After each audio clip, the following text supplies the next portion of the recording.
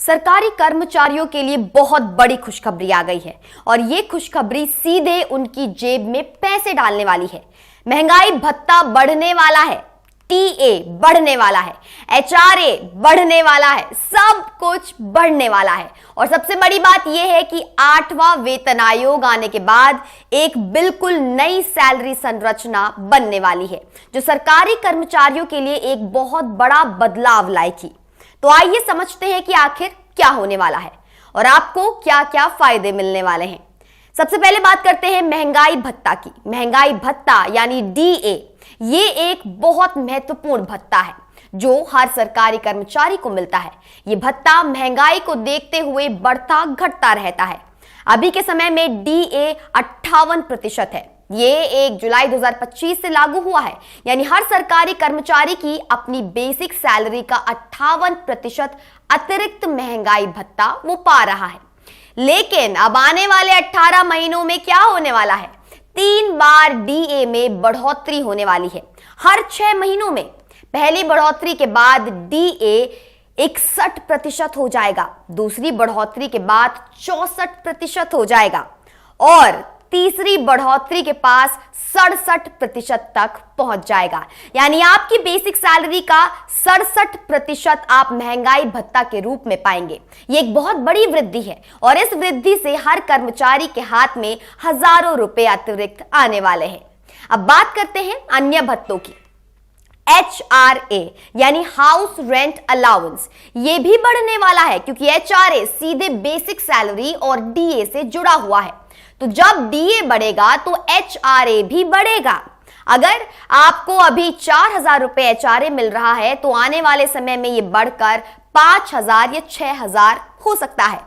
ये निर्भर करता है कि आपके शहर पर है, उस पर निर्भर करता है क्योंकि अलग अलग शहरों में एचआरए अलग अलग होता है। फिर बात करते हैं टीए यानी ट्रांसपोर्ट अलाउंस की। टीए भी बढ़ने वाला है। 7वें वेतन आयोग के बाद जो टीए के नियम बने हैं वो भी अपडेट होंगे। अभी लेवल 6 और उससे ऊपर के कर्मचारी हवाई जहाज से ट्रैवल कर सकते हैं।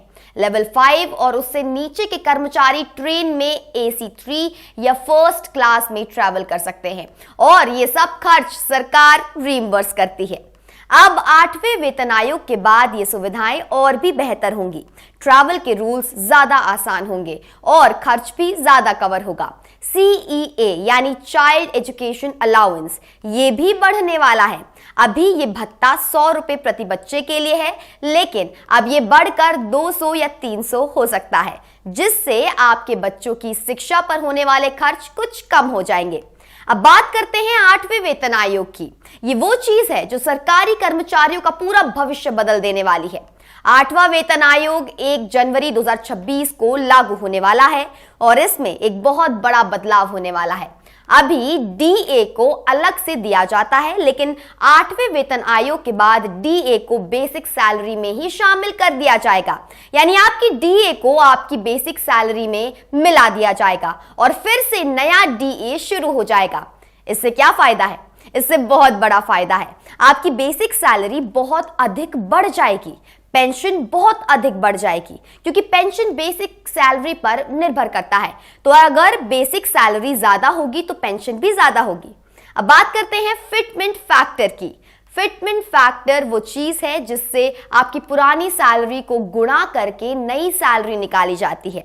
7वें वेतन आयोग में फिटमेंट फैक्टर 2.57 था। यानी अगर आपकी सैलरी 10,000 थी तो नई सैलरी 25,700 हो जाएगी। अब 8वें वेतन आयोग में फिटमेंट फैक्टर क्या होगा? अनुमान है कि ये 2.13 के आसपास रहेगा। कुछ विशेषज्ञ कहते हैं कि 2.28 हो सकता है और कुछ कहते हैं कि 2.46 तक हो सकता है, लेकिन निश्चित कुछ नहीं है। सब कुछ 8वें वेतन आयोग की रिपोर्ट पर निर्भर करेगा। अगर फिटमेंट फैक्टर 2.13 है तो क्या होगा? अगर आपकी बेसिक सैलरी 50,000 रुपए है तो नई सैलरी 1,06,500 हो जाएगी, यानी लगभग 2 गुनी हो जाएगी। और हाँ, इसमें 18 महीनों के इंक्रीमेंट को भी जुड़ा जाएगा। हर साल इंक्रीमेंट 3.5% का होता है, तो 18 महीनों में लगभग 5.25% का इंक्रीमेंट हो जाएगा। पेंशनरों के लिए आखिर क्या होगा?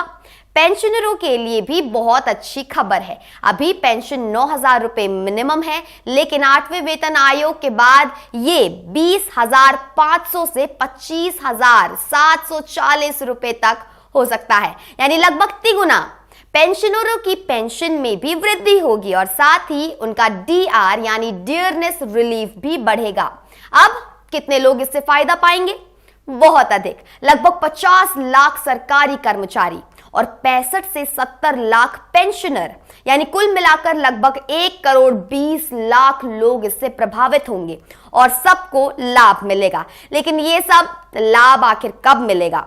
अरेस्ता 1 जनवरी 2026 से दिए जाएंगे, यानी अगले साल से, लेकिन वो सबको एक साथ नहीं दिया जाएगा। अगर किसी को बहुत अधिक बकाया रकम है तो वो स्लोली दी जाएगी ताकि सरकार का बजट खराब ना हो। तो अंत में आखिर क्या निष्कर्ष है? महंगाई भत्ता बढ़ेगा, अन्य भत्तों में भी वृद्धि होगी और 8वें वेतन आयोग के बाद सैलरी की पूरी संरचना ही बदल जाएगी। सरकारी कर्मचारियों के लिए ये एक बहुत अच्छा समय आने वाला है। उनकी आर्थिक स्थिति में सुधार होगा और उनकी जीवन यापन की क्षमता बढ़ेगी।